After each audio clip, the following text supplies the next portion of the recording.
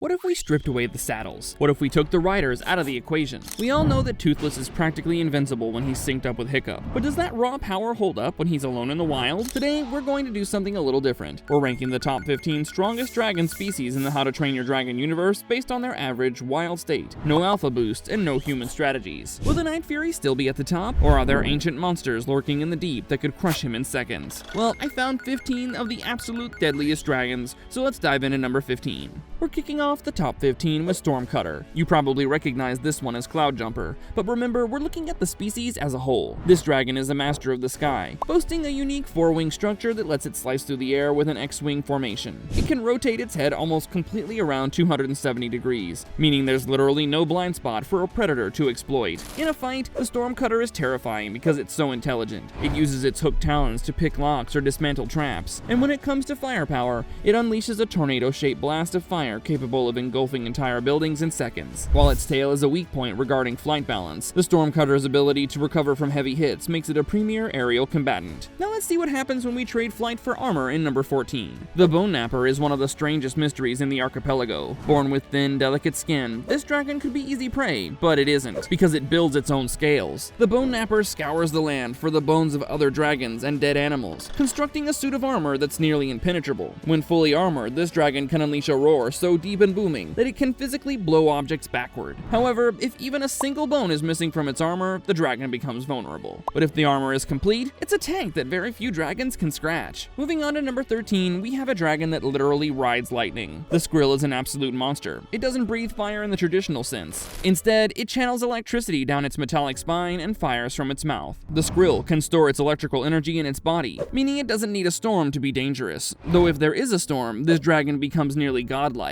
It rides lightning bolts to reach hypersonic speeds. It's tough too. A Skril can take a direct plasma blast from a Night Fury and keep coming. It can be frozen in ice for decades and wake up ready to fight. Its biggest weakness is water, but if you're fighting a Skril in the clouds, you're fighting a losing battle. At number 12, we have the Ghost of the Skies, the Light Fury. The Light Fury shares the razor-sharp instincts of the Night Fury, but trades raw power for unmatched stealth. She's covered in shimmering white scales that allow her to vanish into clouds, sea mist, or the daytime sky. She can also heat her scales to turn them mirror-like, effectively becoming invisible. This makes her the ultimate hit-and-run fighter. Her plasma blasts are devastating, capable of shattering trees or detonating in the air to create shockwaves. While she might not have the heavy armor of a Bone Napper, her ability to control the pace of the battle through stealth makes her incredibly dangerous. Now what happens when you mix that stealth with the Night Fury's power? You get number 11, the Nightlights. These hybrids are arguably the most versatile dragons we've ever seen. They inherit the best traits of both parents. They're fast, deeply intelligent, and they can cloak themselves using that heated scale mechanic just like the Light Fury. But they also have the offensive capabilities of their father. They can fire plasma blasts, and as they mature, they can channel electricity, generating EMP pulses or shock fields. Imagine a dragon that can turn invisible, outfly you, then hit you with a blast that disables your defenses. However, since we're looking at the average wild dragon, we have to place them just slightly below the purebred master of the night. And that brings us to our top 10. Starting off at number 10, the Night Fury. I know you're thinking, only number 10? Remember, we're talking about the wild Night Fury, not the alpha version of Toothless. Even without the alpha mode, the Night Fury is the Ferrari of dragons. It breaks the sound barrier. It has a dive bomb attack that's essentially a death sentence for anything on the ground. It plummets at hypersonic speeds, opens its wings at the last second, and delivers a pinpoint plasma blast that can melt metal or shatter stone. The only reason it isn't higher is that it relies on speed and precision. It has a shot limit, roughly 6 blasts, and if it gets pinned down by the massive juggernauts coming up later in this list, it struggles. But pure speed can be countered by a trap, and that's where number 9 comes in. The Death Song is a dragon that hunts other dragons.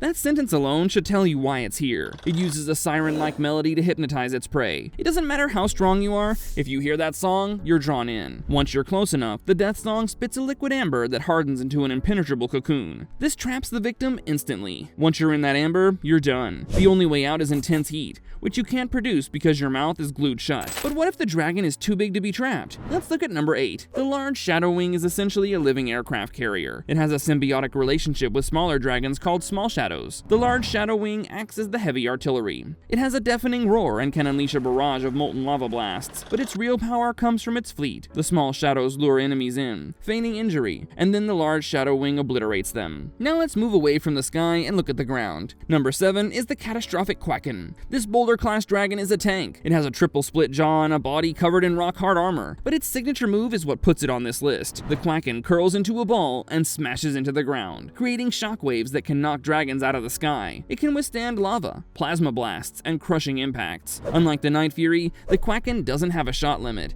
It eats rocks and spits them out as molten boulders. It has infinite ammo. In a fight of durability, the Quacken wins because it can take more punishment than almost anything else. Similar to the Quacken, our number 6 relies on pure brutality. This is the Crimson Gore.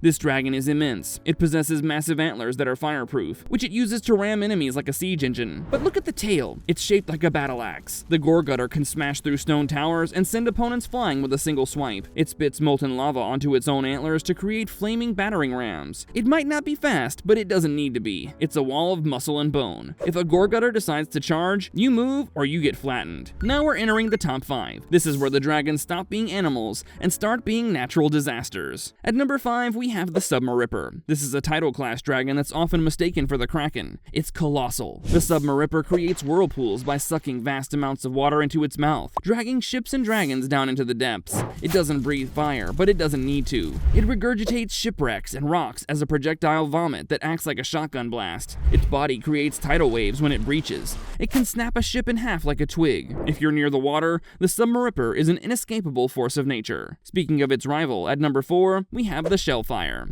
The Shellfire is so large that sailors mistake it for an island. That is not an exaggeration. Its hide is durable enough to shrug off almost anything, but its offense is what makes it number 4. The Shellfire launches plasma-charged boulders that explode on impact. It's a long-range artillery platform. It can hit targets from over a mile away. Imagine trying to fight something that can blow you up before you even see where it is. It can carry iron warships on its back. It releases red algae to blind attackers. Now we reach the top 3. These are the dragons that could end civilizations. Number 3 is the Screaming Death. If the Whispering Death is a nightmare, the Screaming Death is the apocalypse. We've only seen juvenile versions of this dragon, and it was already capable of sinking entire islands. It burrows through the earth, destroying foundations and collapsing cities. It has an insatiable appetite. It breathes rapid-fire explosive fireballs, and has a roar that disorients other dragons. Its scales are incredibly dense. Night Fury plasma blasts bounce off it. It can fly as fast as a Night Fury, but has the bulk of a mountain. And remember, the one we saw was a baby. A fully grown adult Screaming Death is likely a planet-level threat. That brings us to the runner-up, number 2, the Red Death. The Red Death is a tyrant. It ruled Dragon Island for centuries. It uses a signal to compel other dragons to obey it. Physically, it is a mountain. It crushed a volcano just by breaking out of it. It has magma-proof skin and flamethrower breath that can incinerate an entire fleet of ships in one exhale. It also has vacuum breath to suck enemies into its maw. The only reason it isn't number 1 is that it has a gas vent weakness inside its body.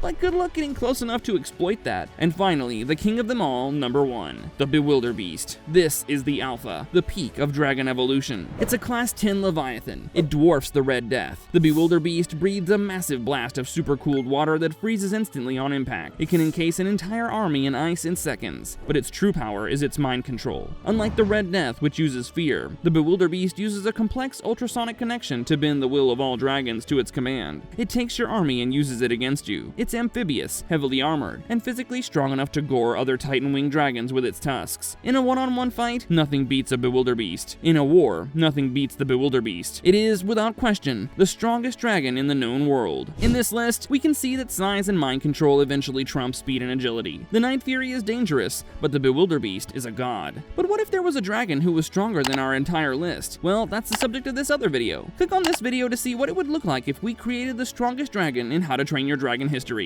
Go ahead, click it.